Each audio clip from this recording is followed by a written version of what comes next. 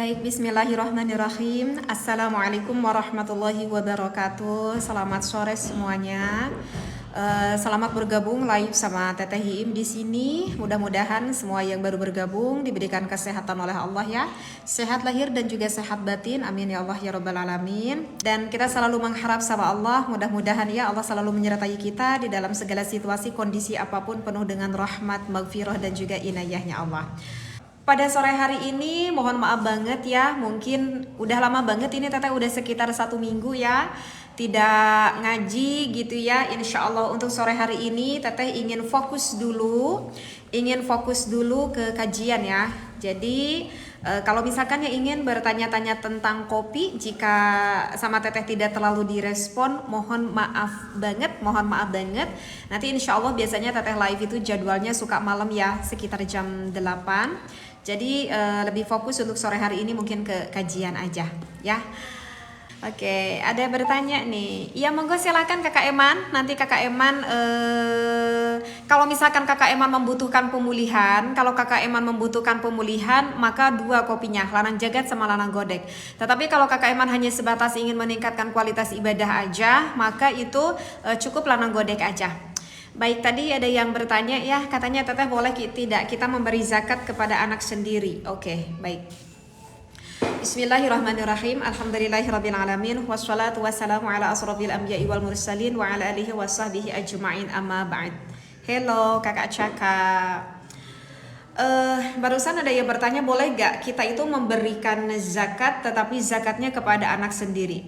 Nah, kita di dalam memberikan zakat itu harus tepat sasaran ya. Karena kalau misalkan kita memberikan zakat tidak tepat sasaran, sedangkan zakat itu sifatnya adalah wajib, itu bisa mengakibatkan nanti zakat kitanya itu tidak syah kakak ya. Kakak siapa tadi? Lupa lagi namanya. Nah, sedangkan orang yang berhak menerima zakat atau mustahik zakat itu ada 8 kategori, yaitu fakirun, wa miskinun, wa ghazin, wa amilun, wa riqun, sabilun, gharimun, wal mu'allafun.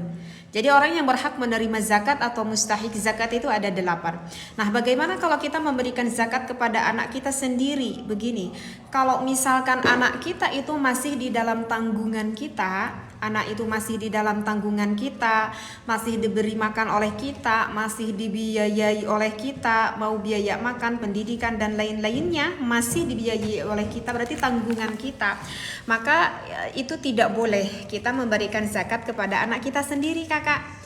Atau misalkan misalkan anak kitanya itu cukup sakit ya, misalkan anak kita itu lumpuh, misalkan anak kita itu buta gitu. Artinya anak kita itu yang masih ada di dalam tumpuan kita lah, kurang lebih seperti itu. Nah, maka itu tidak boleh memberi zakat kepada anak yang masih ada di dalam tanggungan orang tuanya. Tetapi jika kakak memberikan zakat kepada anak yang sudah bukan tanggungannya, misalkan anak kita itu sudah dewasa, misalkan anak kita itu laki-laki dan anak kita itu sudah berkeluarga dan sudah tidak ditanggung lagi biaya kesehariannya itu oleh orang tuanya, seperti itu.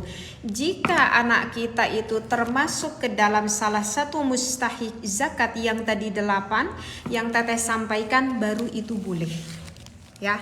Jadi gitu kakak siapa tadi, aduh lupa lagi itu namanya ya kakak ya.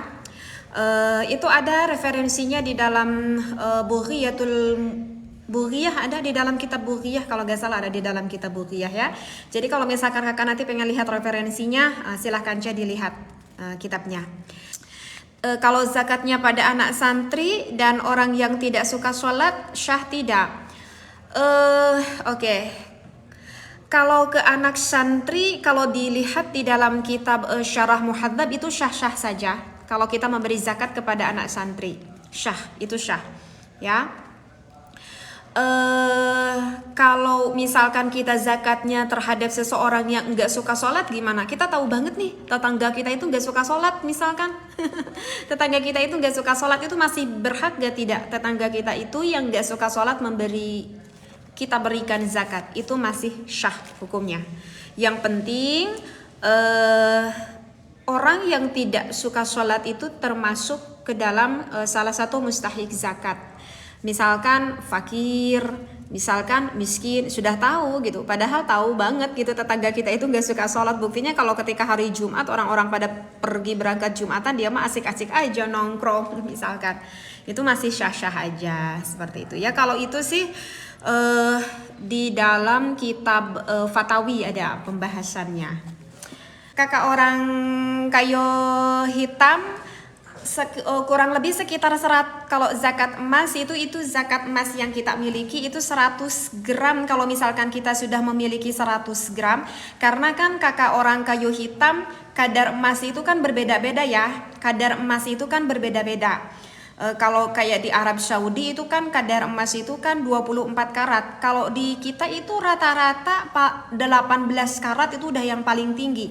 Rata-rata yang dijual di pasar itu sekitar 16 karatan. Kalau misalkan di toko-toko yang cukup besar kayak di mall-mall itu sekitar 18 karat. Kalau di Arab Saudi kan itu 24 karat. Nah, makanya oleh ulama-ulama Indonesia sudah disesuaikan kurang lebih ya, kalau misalkan 100 gram nah gitu kakak orang kayu kan, kalau yang 24 karat itu kan sekitar 80 gram lebih. Nah, karena di kita itu gramannya tidak 24 karat asli murni, sehingga wajib mengeluarkan zakatnya itu adalah kalau kita sudah memiliki 100 gram itu 2,5%-nya 2,5%-nya gitu. Teteh nggak tahu sekarang harga emas berapa, harga emas sekarang. Kalau nggak tahu deh sekarang berapa harga emas ya. Gitu ya kakak orang kayu hitam ya. Teteh aku pernah Jumatan terlambat, udah rokaat kedua, aku harus bagaimana? Oke, kita Jumatan, datang-datang tahu-tahu udah rokaat kedua, bingung aku harus gimana nih. Oke, ikuti saja kakak Erwin, ikuti saja, misalkan sekarang udah rokaat kedua, ikuti saja kakak Erwin, takbir, ikuti saja sholatnya, seperti itu. Nah, tetapi nanti ketika sudah beres Jumatannya, ketika orang udah pada pulang, ya enggak udah pada pulang juga, intinya ketika sholat Jumatannya udah beres, baru nanti kakak Erwin menyempurnakan sholat zuhurnya, seperti itu. Jadi udah beres salam-salam, udah beres Jumatan, maka lekas kakak Erwin mau berzikir juga dulu tidak apa-apa, mau langsung melaksanakan sholat zuhur tidak apa-apa, mau berzikir dulu nggak apa-apa. Biasanya kan imam nggak langsung salam-salam langsung berangkat kan, biasanya suka baca dulu zikir-zikir yang lain, boleh diikuti dulu zikir-zikirnya, baru sesudah itu sempurnakan sama kakak Erwin melakukan sholat zuhur gitu, disempurnakan ya sama kakak Erwin. Itu ada di dalam kitab apa ya itu? Di dalam kitab Nihayah, itu ada di dalam kitab Nihayah ada pembahasan itu kakak. Kalau Jumatan diadakan di sekolah atau di pabrik gimana hukumnya? Oke. Tadi apa sih yang bertanya Teteh sana boleh tidak? Kalau Jumatannya diadakan di sekolah atau di pabrik itu hukumnya gimana? Tergantung kakak. Kita boleh gak Jumatan di pabrik atau Jumatan di sekolah? Tergantung kakak, kita lihat dulu begini. Karena kan di dalam Jumatan, kalau menurut mazhab Imam Asy-Syafi'i itu syah sholat Jumatan diadakan oleh 40 orang. 40 orang itu yang harus sudah berdomisili. Jadi yang menetap di daerah itu, kayak anak santri meskipun meskipun pesantren bertahun-tahun kan tapi tidak berdomisili di tempat itu, maka anak santri itu tidak termasuk hitungan, tidak termasuk bilangan meskipun segimana banyaknya. Jadi kalau menurut mazhab Imam Asy-Syafi'i syah melakukan Jumatan itu 40 orang yang sudah berdomisili di tempat itu. Nah, yang menjadikan pertanyaan, kalau misalkan kita diadakan Jumatannya masjid sekolah, itu kira-kira ada nggak sih para tetangga-tetangga yang ikut sholat Jumatan di daerah sekolah itu, ada nggak gitu? Yang ditanyakan cuman itu aja sama Teteh. Ada nggak? Atau yang hanya diadakannya itu oleh siswa-siswi oleh siswa ya, oleh siswa-siswa sama guru-guru saja kan? Itu kalau siswa sama guru-guru kan tidak berdomisili di tempat itu kan, dia kesana kan cuma untuk belajar, sore pulang lagi, nggak berdomisili di sana ya. Tetapi itu memang ada ikhtilafiyah sih, ada beberapa pandangan pendapat ulama. Meskipun kalau menurut pandangan Imam Hanafi itu syah-syah aja kalau menurut pandangan Imam Hanafi ya, tapi kalau misalkan kita yang ingin lebih apik lah gitu ya, ada sebagian pendapat ulama yang mengatakan, tetapi ini ikhtilafiyah, meskipun yang bermazhab Imam Asy-Syafi'i itu pun ikhtilafiyah, ada beberapa pendapat ulama seperti itu, tetapi yang memang lebih banyak diambil adalah kaul yang ini, kalau pengen lebih apik lah istilahnya seperti itu ya. Sama juga seperti di pabrik juga, kalau misalkan di pabrik itu ada tetangganya yang ikut jumatan di sana, bukan hanya karyawan saja, yaitu syah-syah aja gitu ya kakak ya. Tapi teteh tidak menerangkan lebih dalamnya lagi kakak ya, teteh tidak menerangkan lebih dalamnya lagi. Meskipun ada kayak mazhab Imam Hanafi itu syah-syah aja, tetapi kan mayoritas di kita itu yang bermazhab Imam Asy-Syafi'i kakak ya. Kalau susah bangun bisa nggak? Iya kakak Yasin, insya Allah bisa banget, bisa banget. Kakak Yasril nanti dilihat aja sama kakak Yasril yang punya sakit lambung itu, kopinya lanang jagat aja namanya, lanang jagat. Nanti ada di tulisannya lanang jagat. Yang nggak boleh itu kakak Yasril yang warna merah, yang nggak boleh itu yang warna merah, lanang godek ya, yang lanang godek ya. Teteh dalam takbiratul ihram kan lamnya kita panjangkan. Nah itu berapa harokat? Iya. Teteh dulu mondok di mana? Di daerah Garut, kakak Abdurrahman, di daerah Garut. Pondok pesantrennya namanya Al-Himmatul Aliyah. Dulu teteh pesantren di sana kakak, di daerah Garut. Oke, takbiratul ihram itu kan lamnya kita panjangkan, Allah gitu kan, lamnya itu adalah 7 alif, memanjangkannya 7 alif. 1 alif itu 2 harokat kakak, 1 alif itu 2 harokat. Kita boleh memanjangkan batasannya sampai 7 alif. Berarti berapa harokat? Berarti 14 harokat. Jadi ketika kita lisan kita mengucapkan Allah, maka hati lekas berniat di sana gitu kakak. Jadi 7 alif kakak, 7 alif itu sekitar 14 harokat. Itu ada di dalam kitab Safinah ya, itu ada di dalam kitab Safinah, di dalam kitab Kasyifatus saja itu ada jelas pelengkapannya, tetapi tidak di matannya, di syarahnya yang karangan Syekh An-Nawawi Al-Bantani itu ada ya. Tapi sah aja, tetapi bilangnya bukan cerai. Begini, kalau di dalam situasi suaminya itu lagi marah ya, biasanya kan itu lagi marah ya kakak Abidin. Kalau misalkan lagi kondisinya lagi baik, mungkin tidak akan mengucapkan seperti itu. Itu biasanya terlontar ucapan ketika marah. Dan itu tidak termasuk kakak Abidin, tidak termasuk ke dalam kata talak secara langsung. Kalau misalkan laki-lakinya itu tersebut ketika mengucapkan itu ada maksud di dalam hati menceraikan istrinya, tanya nanti hatinya. Kalau ketika mengucapkan itu suaminya ada maksud di dalam hati menceraikan istrinya, maka itu jadi cerainya, seperti itu. Tetapi kalau mengucapkan kata itu, tetapi ya itu mah hanya ucapan yang terlontar aja dari mulut gitu, tetapi maksud hati mah enggak kesana gitu, maksudnya mah enggak kesana misalkan, yaitu maka tidak jadi. Terus gimana? Lalu mereka kumpul lagi, enggak nikah lagi, apakah syah? Karena begini kakak Abidin, yang harus nikah lagi itu adalah jika sudah keluar masa iddah kakak Abidin. Tetapi kalau masih di dalam masa iddah, yaitu nggak perlu nikah lagi. Misalkan ini jadi nih, ada di dalam hatinya bermaksud ketika mengucapkan itu ada maksud di dalam hatinya menceraikan istrinya, udah jadi kan, cerai nih baru talak 1 gitu kakak Abidin. Nah, tetapi itu masih di dalam masa iddah. Masa iddah itu kan 3 bulan 10 hari, tetapi masih 2 bulan. Ya aduh, aku nih keliru banget kemarin berbicara seperti itu sama istri aku misalkan. Akhirnya suaminya meminta maaf sama istrinya, aduh maafin kemarin aku saking keselnya, saking nafsunya sampai aku berbicara seperti itu, maafin ya, maafin misalkan. Udah kita nyatu lagi, kita saling maafin, istrinya juga sama-sama memaafkan. Kalau di dalam masa iddah itu memang gak perlu nikah lagi, udah dengan ucapan itu aja boleh berkumpul kembali. Seperti itu. Tetapi kalau misalkan ada ucapan ingin kembali lagi suaminya kepada istrinya sudah keluar dari masa iddah, udah melebihi dari 3 bulan 10 hari, maka jelas itu harus nikah lagi, harus ada wali, harus ada saksi, harus ada mas kawinnya, gitu Kakak Abidin.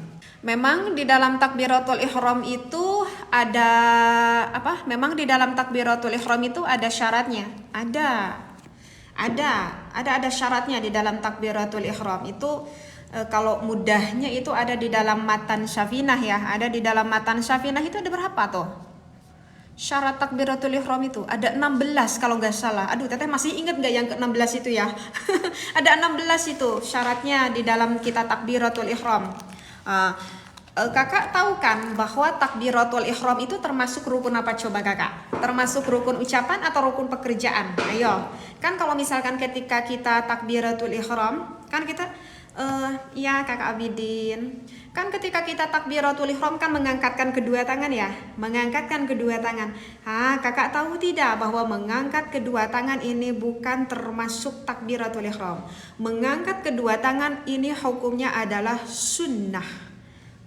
Takbiratul ihram itu adalah rukun ucapan seperti itu. Jadi mau kita ngangkat tangan, enggak jadi masalah karena mengangkat tangan itu hukumnya sunnah. Nah, kalau di dalam kitab Syafinah, syaratnya takbiratul ihram itu ada 16. Apa saja? Yang pertama, ketika kita melaksanakan takbiratul ihram, kita itu harus berada di dalam posisi berdiri. Itu pun kalau misalkan sholatnya berada di dalam keadaan sholat fardu, bukan sholat sunnah. Emang beda fardu sama sunnah? Beda ya, karena kalau yang sholat fardu zuhur, asar, maghrib, isya, subuh itu wajib dilakukan sholatnya sambil berdiri, kecuali kalau kita sakit, kecuali kalau kita tidak mampu berdiri, maka nggak apa-apa kita sambil duduk seperti itu ya, gitu. Oke, dilanjut lagi. Apa tadi teteh tak lupa lagi ya, syarat takbiratul ihram. Oke kakak, jadi yang pertama itu ketika sholat fardu gitu, kecuali kalau sakit. Nah, kalau misalkan sholatnya sholat sunnah kan itu tidak apa-apa.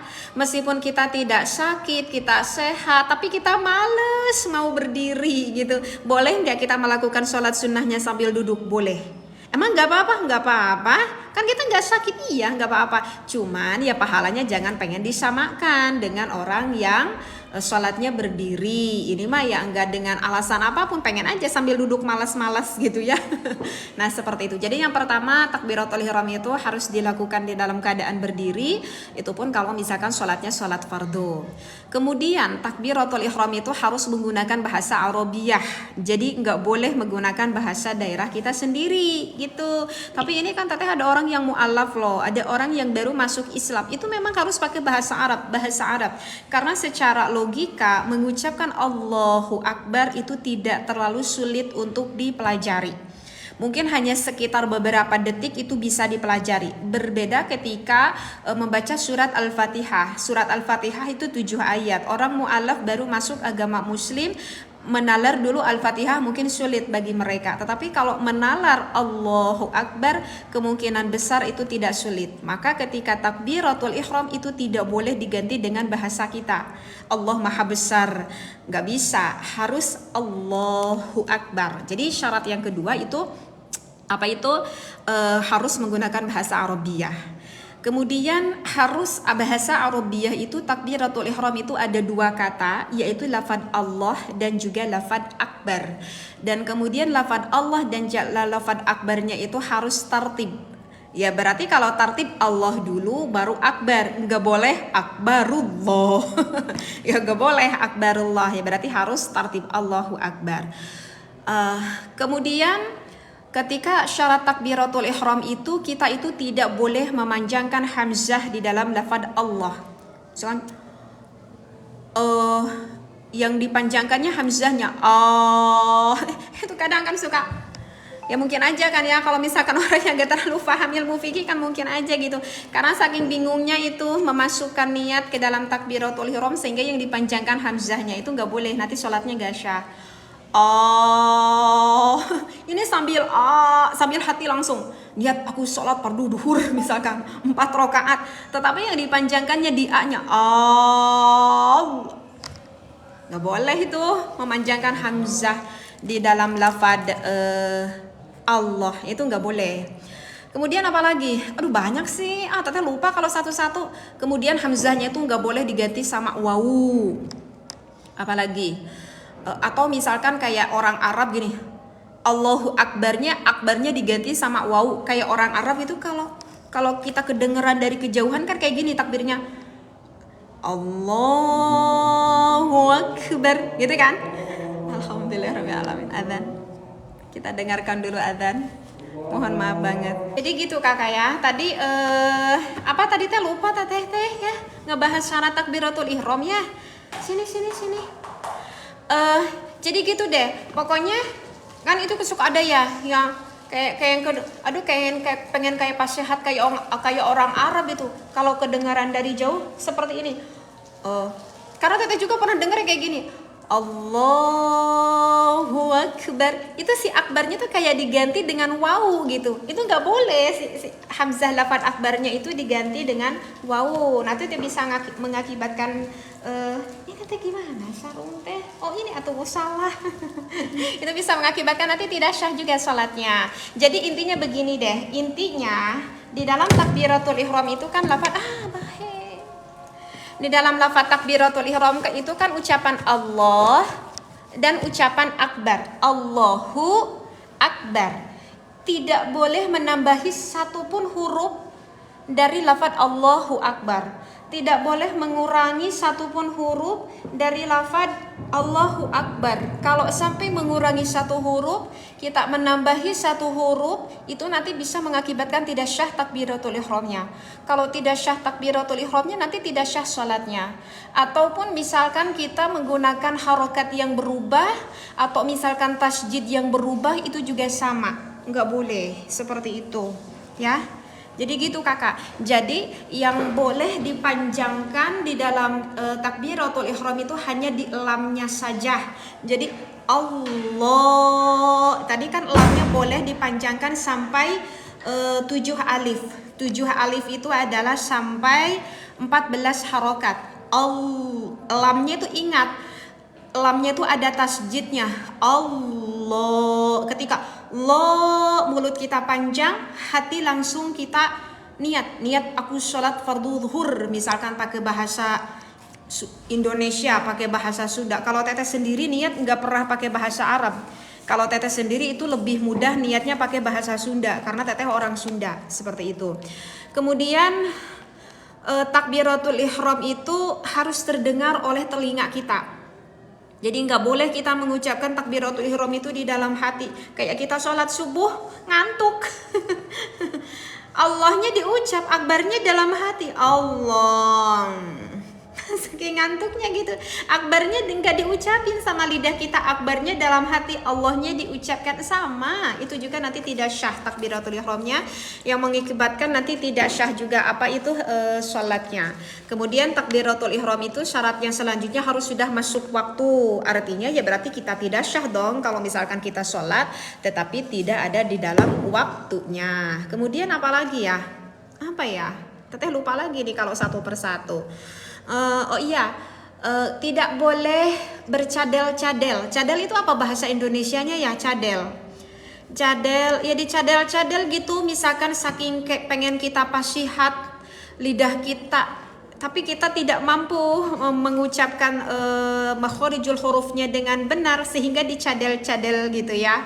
Mengucapkan takbiratul ihramnya itu juga sama nggak boleh, karena nanti dikhawatirkan akan merusak akan maknanya. Kemudian kalau misalkan yang bermakmum harus mengakhirkan takbirnya si makmum dari takbirnya imam. Jadi kalau misalkan kita sholat berjamaah, ketika imamnya Allahu Akbar, bar. Udah terdengar sama si makmum tuh ro-nya lafaz bar, baru makmum mengucapkan Allah. Jadi imam dan makmum itu mengucapkan Allahu Akbarnya, takbiratul ihramnya itu enggak boleh bareng-bareng gitu. Itu mah kalau yang untuk yang berjamaah ya gitu kakak. Dan ini nih terkadang berpikir dan begini ini ada yang agak cukup fatal juga di dalam takbiratul ihram. Misalkan kita begini, kan mengangkat kedua tangan itu kan hukumnya sunnah kan? Mengangkat kedua tangan itu hukumnya sunnah. Yang rukun itu kan ucapannya, bukan pergerakannya. Ini tangan termasuk anggota besar. Satu anggota besar, ini anggota besar yang kedua, dan kepala anggota besar yang ketiga. Ketika kita takbiratul ihram tidak boleh seperti ini. Ini contoh yang salah. Allah, ini kan sunnahnya jempol kita itu sejajar dengan telinga, sunnahnya sejajar dengan telinga. Baiknya yang diajarkan oleh ulama, lelaki agak terbuka dan wanita agak tertutup mengarah, dan ini baiknya mengarah ke arah kiblat. Telapak ini baiknya mengarah ke arah kiblat, ke depan. Ini contoh yang salah. Allahu Akbar. Salah itu. Sekali lagi. Allahu Akbar. 1, 2, 3. 1 anggota besar, 2 anggota besar, 3 anggota besar bergerak di dalam satu gerakan, di dalam satu rukun, yaitu takbiratul ihram. Salah takbiratul ihram seperti itu. Jadi takbiratul ihram yang benar seperti bagaimana? Kalau kan sunnahnya ketika kita takbiratul ihram, muka itu jangan dulu menghadap ke arah, jangan dulu melihat ke sajadah. Bagusnya ketika takbiratul ihram itu mukanya mengarah dulu ke depan. Angkat 2 tangan menandakan akan kemahaagungannya Allah. Baru seperti ini, Allahu Akbar. Ini tangan udah begini, udah lisan berbicara baru kepala kita merunduk ke sajadah. Sunnahnya mata kita agar konsentrasi, agar fokus, sunnahnya mata kita melihat ke sajadah. Karena kalau melihat ke sini takutnya kita melihat kanan kiri. Sunnahnya ke bawah. Tetapi udah lisannya baru merunduk ke bawah. Begitu. Karena kalau contoh tadi yang pertama, 1 anggota besar, 2 anggota besar, 3 anggota besar bergerak di dalam satu rukun, yaitu takbiratul ihram, itu bisa membatalkan sholat. Kalau nggak ngaji mau gimana ini? Betul nggak? Merasa hal yang sepele, ya gitu ya. Aduh ini maaf ya Teteh nggak fokus ke komen. Teteh ada tetangga meninggal, sudah dikubur tapi lupa tidak menghadap kiblat. Apa harus digali lagi? Oke, katanya kalau misalkan yang meninggal tetapi kita tahu pasti bahwa yang dikubur itu ternyata tidak menghadap ke arah kiblat, apa itu harus digali? Iya.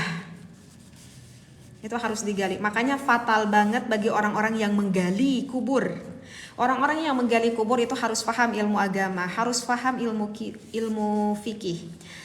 Itu ada kakak pria idola di dalam kitab Kasyifatus Saja, kitab Safinatun Najah, ada itu karangannya Syekh Salim bin Sumer, bisyarhi Asy-Syaikh An-Nawawi Al-Bantani. Itu kan ada 4 hal yang mana mayit yang sudah dikubur itu harus digali lagi.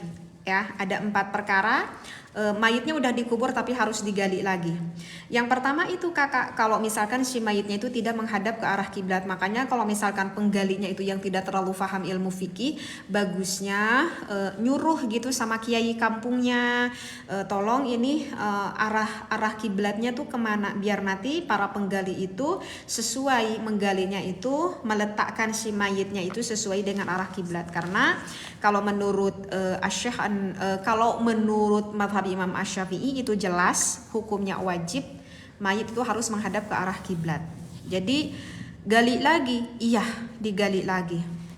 Kemudian di dalam kitab itu Ada juga apa saja yang tadi, kalau yang digali itu kalau yang tidak menghadap ke kiblat. Yang kedua yang harus digali itu jika misalkan si jenazahnya itu misalkan kalau belum dimandikan, tapi itu pun yang kedua itu adalah jika ada jenazahnya yang belum dimandikan, itu pun kalau misalkan misalkan jenazahnya belum dimandikan, itu pun kalau misalkan jenazahnya itu, iya Kakak Zaini, monggo silahkan, Teteh tidak lagi sholat.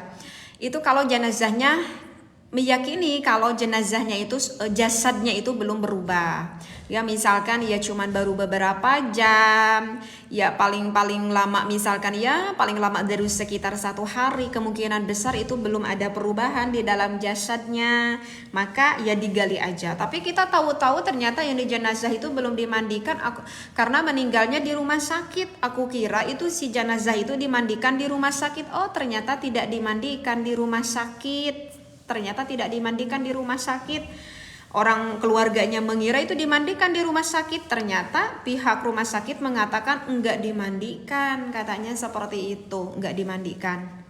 Nah, maka itu harus digali lagi. Tapi ini tahu-taunya udah 1 minggu. Oh, kemungkinan besar itu jasadnya itu misalkan sudah agak membusuk, ya maka itu tidak apa-apa. Ya, tapi kalau kita taunya cuman baru beberapa jam, ya itu nanti capek dong Teh. Iya, gali aja lagi kemudian dimandikan. Yang tadi menghadap kiblat, yang ketiga itu dikarenakan harta, membawa harta seperti itu. Aku tuh nggak tahu ternyata si ibu yang meninggal ini memakai gigi palsunya itu pakai emas, misalkan di sebelah sini di dalam, jadi nggak tahu itu ada emas loh, emasnya 24 karat. Emasnya itu sekitar 3 gram loh di dalam 1 gigi itu, nggak tahu ke bawah itu. Makanya seperti itu. Kemudian